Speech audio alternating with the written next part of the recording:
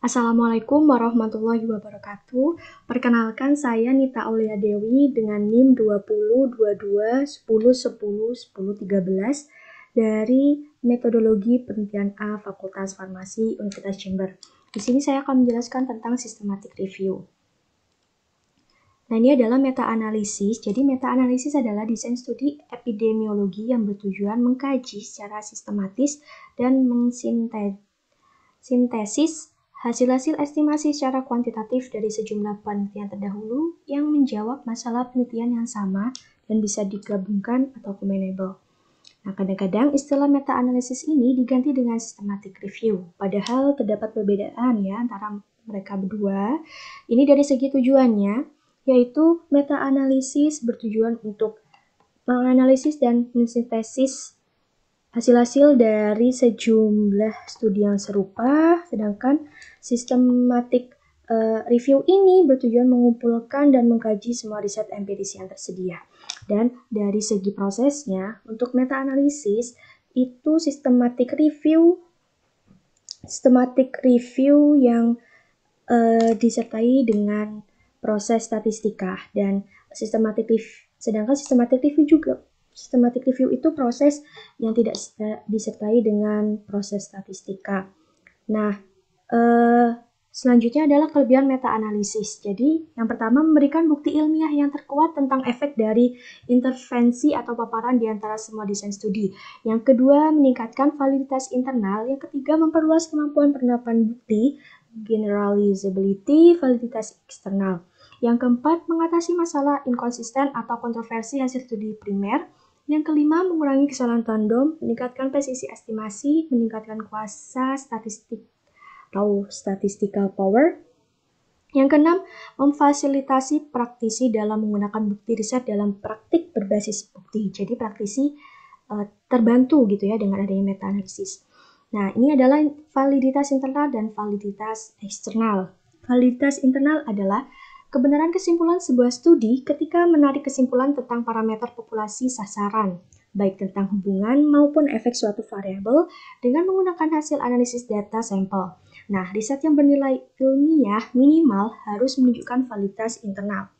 Yang kedua yaitu tentang validitas eksternal. Validitas eksternal adalah kebenaran kesimpulan sebuah studi ketika digunakan untuk menarik kesimpulan tentang parameter populasi eksternal, baik tentang hubungan maupun efek suatu variabel, dengan menggunakan hasil analisis data sampel. Manfaat riset lebih luas jika menunjukkan validitas eksternal ini. Nah, mengapa meta-analisis dapat memberikan validitas internal yang lebih tinggi daripada studi primer? Nah, ini jawabannya. Yang pertama, melakukan pencarian atau penelusuran secara sistematis untuk mengidentifikasi semua studi yang relevan dengan masalah penelitian. Yang kedua, melakukan penyaringan yang ketat terhadap artikel studi primer. Yang ketiga, melakukan pembatasan. Yang keempat, menyingkirkan duplikasi studi primer. Yang kelima, menilai kritis critical appraisal berbagai studi primer yang dilakukan meta-analisis, yakni menilai validitas temuan dari studi primer untuk mengurangi bias. Nah, yang terakhir adalah melakukan sintesis hasil-hasil studi primer dengan menyajikannya secara sistematis. Gitu. Nah, ini adalah hierarki bukti. Nah, ini dapat dilihat bahwa meta-analisis itu memberikan bukti terkuat tentang efek intervensi paparan, terlebih lagi jika meta-analisis ini digabungkan dengan hasil RCT. Nah, yang di bagian sebelahnya ini dapat dilihat bahwa meta-analisis tidak hanya digunakan untuk eksperimental, tapi juga untuk observasional seperti cross-sectional, longitudinal, case control, dan lain sebagainya. Nah, ini adalah jadi apakah meta-analisis itu harus homogen gitu ya? Jadi ada dua jawaban, yaitu antara ya dan tidak. Untuk ya, ada beberapa prinsip di mana beberapa hal tidak boleh dicampur adukan dalam satu studi primer dan studi primer lainnya agar tidak terjadi efek apel dan jeruk. Nanti kita bahas di terakhir. Nah, ini adalah hal-hal yang harus sama dalam meta-analisis. Yang pertama, masalah penelitian PICO. Masalah penelitian PICO, jadi nggak akan dibahas juga nanti. Yang kedua, populasi studi dari umur, jenis kelamin gitu ya, meningkatkan validitas internal. Nah, ini yang ketiga, intervensi paparan. Definisi operasional harus sama atau semirip mungkin. Yang keempat, pembanding tidak terpapar dibandingkan dengan placebo atau terapi standar. Kelima, desain studi RCT yang dicampur dengan eksperimen kuasi. Yang keenam, instrumen pengukur variabel. Dan yang ketujuh adalah terakhir, cara analisis statistik. Hasil analisis bivariat tidak boleh dicampurkan dengan multivariat. Jadi jika penelitian meta-analisis ini menggabungkan RCT, maka analisis datanya cukup analisis bivariat. Tapi kalau studi observasional, maka harus menggunakan analisis multivariat. Nah, ini jawaban yang tidak. Ya, dalam meta-analisis tidak harus homogen dalam beberapa aspek. Hal yang tidak harus sama dalam meta-analisis, pertama, lokasi penelitiannya, diketahui benua, wilayah regional, dan negara. Itu ya. Yang kedua, besar sampel, boleh kecil, besar, sedang. Populasinya boleh dari umur, jenis kelamin, ras, boleh berbeda, begitu ya. Untuk meningkatkan generalizability. Yang keempat, instrumen pengukur variabel di atas dengan ukuran efek standarisasi. Yang kelima adalah variabel lainnya yang tidak ada hubungannya dengan variabel hasil. Nah, ini dalam meta-analisis kita dapat mengatasi heterogenitas dengan yang pertama, penyaringan atau screening, kriteria inklusi dan eksklusi. Yang kedua, penilaian kualitas studi dengan critical appraisal. Yang ketiga, analisis secara terpisah, analisis kelompok atau subgrup analisis. Jadi kalau meneliti kelompok laki-laki, lakukan sama juga dengan kelompok perempuan gitu ya. Yang terakhir adalah meta-regresi. Nah, ini dia 5 langkah melakukan meta-analisis. Yang pertama adalah merumuskan masalah penelitian atau research question dengan PICO, ini Population Intervention Comparison Outcome. Nah, ini merumuskan PICO tuh dengan benar ya, soalnya ini sangat penting untuk digunakan sebagai keyword dalam pencarian artikel studi. Dan ini yang kedua adalah mencari full text artikel dari berbagai electronic database. Jadi bisa lewat PubMed, ProQuest gitu ya. Cari artikel yang bisa published atau unpublished gitu ya. Ini artikelnya harus ekstensif, sebanyak mungkin pokoknya mencarinya.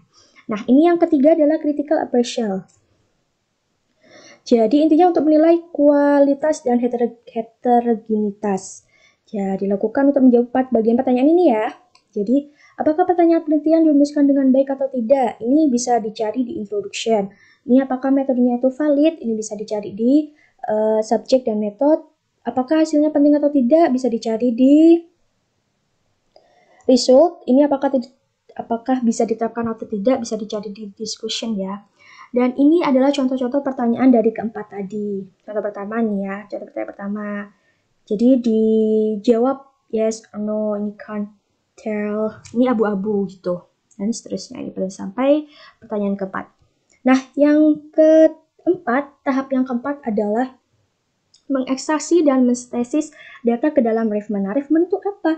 Refman itu adalah aplikasi yang menggabungkan, dan aplikasi ini gratis, bisa di-download di internet gitu ya. Refman ini dikembangkan oleh suatu organisasi yang spesialis pada meta-analisis, yaitu Cochrane, di pusatnya Inggris sana. Ini dia.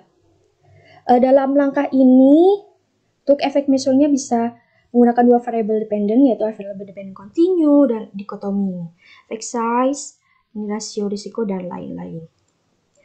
Nah, ini kemudian terdapat cara untuk menganalisis data pada RCT. Nah, ini menggunakan data dependent continue. Ini itu RCT, variable dependent. Kemudian nanti ada effect size ya. Untuk sintesis datanya ada effect size. Nah, effect size itu apa? Effect size adalah ukuran efek yang dihitung dari perbedaan mean dua kelompok studi setelah distandarisasi dengan rata-rata standar deviasi kedua kelompok. Nah, ini ya rumusnya itu. Dan yang kedua menggunakan dependent dikotomi. Sama seperti continue tadi, tapi sintesis datanya ini adalah RR dan OR, begitu. Nah, ini jika menggunakan analisis studi observasional dan eksperimen kuasi, maka yang harus dimasukkan tuh hasil analisis multivariat ya ini ya. Tadi sedangkan yang pakai RCT menggunakan bivariat itu. Sudah dijelaskan tadi ya di awal. Ya baik, untuk yang continue ini multivariatnya tuh banyak karena sangat berpengaruh gitu ya. Dapat mengontrol compounding faktornya. Karena ini observational ini tidak melakukan randomisasi. Nah, untuk yang dikotomi ini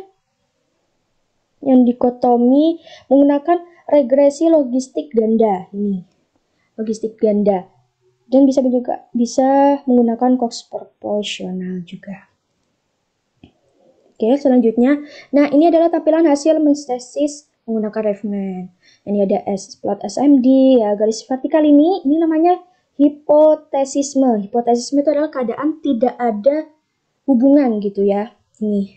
Ini plot odds ratio, ini log risk, dan ini hazard. Nah, kalau hipotesismenya 1 gitu ya. Ini hipotesismenya 0, ini hipotesismenya 1, yang log risk 0, hipotesismenya ini 1. Selanjutnya, ini ya, heterogenitas dalam meta-analisis. Jadi, heterogenitas adalah variasi data di dalam masing-masing studi ataupun antara studi primer. Jadi, kebalikannya homogenitas. Nah, ini ada 2 gambar ya di sini. Jadi, yang sebelah kanan ini heterogenitasnya tinggi karena estimasi dan studi primernya besar, maka bisa digabungkan nih, ada caranya yaitu dengan random effect model. Nah, sedangkan ini yang sebelah kiri itu heterogenitasnya rendah karena estimasi dan studi primernya kecil, bisa digabungkan dengan fixed effect model. Ini random effect model itu adalah model analisis data yang mengasumsikan terdapat beberapa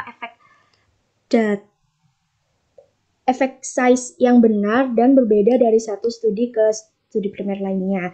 Nah, untuk fixed effect model ini adalah data yang mengasumsikan hanya terdapat satu efek size yang benar yang melatari semua hasil studi primer yang dianalisis, di mana semua perbedaan dalam efek yang terlihat dari studi primer terjadi hanya karena variasi pengambilan sampel. Oke, selanjutnya ini adalah subgroup analisis. Jadi subgroup analisis adalah menganalisis data peserta penelitian secara terpisah dalam kelompok-kelompok, biasanya dengan tujuan untuk membuat perbandingan antar kelompok ya. Nah, untuk tujuan lainnya, jadi peneliti ini menduga bahwa studi primer yang dilakukan meta-analisis itu bukan berasal dari sebuah populasi keseluruhan, tapi populasi-populasi yang berbeda gitu. Untuk tujuan lainnya untuk menunjukkan penggunaan efek. Ini kayak tadi ya, contohnya analisis data dilakukan terpisah, jenis kelamin, lokasi geografis, seperti itu. Nah, ini adalah kelemahan meta-analisis, yaitu terdapat GIGO. GIGO ini adalah meta-analisis tergantung dari studi primernya gitu ya. Jadi validitas hasil meta-analisis tergantung dari validitas masing-masing studi primer. Untuk sebagian di luar kendali peneliti meta-analisis untuk mengontrolnya, sebagian lainnya bisa dikendalikan lewat critical appraisal. Nah, ini adalah yang kedua, apple and orange effect, yaitu kecenderungan peneliti meta-analisis untuk mencampur adukan segala estimasi efek dari berbagai studi primer yang heterogen. Nah, cara mencegahnya yaitu dengan menerapkan screening, kriteria inklusi dan eksklusi, dan melakukan penelitian kualitas. Yang terakhir, publication bias. Jadi, peneliti ini menerbitkan hasilnya itu menunjukkan efek yang signifikan, gitu ya. Khususnya sering terjadi pada studi dengan besar sampel kecil. Nah, cara mencegahnya bisa dibatasi besar sampelnya, minimal ini ya, misal N lebih dari 100, cek konflik kepentingan dengan sponsor, masukkan hasil studi yang tidak diterbitkan atau habis. Nah, ini adalah cara yang terakhir untuk melakukan meta-analisis, yaitu melaporkan hasil meta-analisis dengan Prisma. Ya, ini adalah tahap menafsirkan dan menarik kesimpulan tentang meta-analisis begitu ya.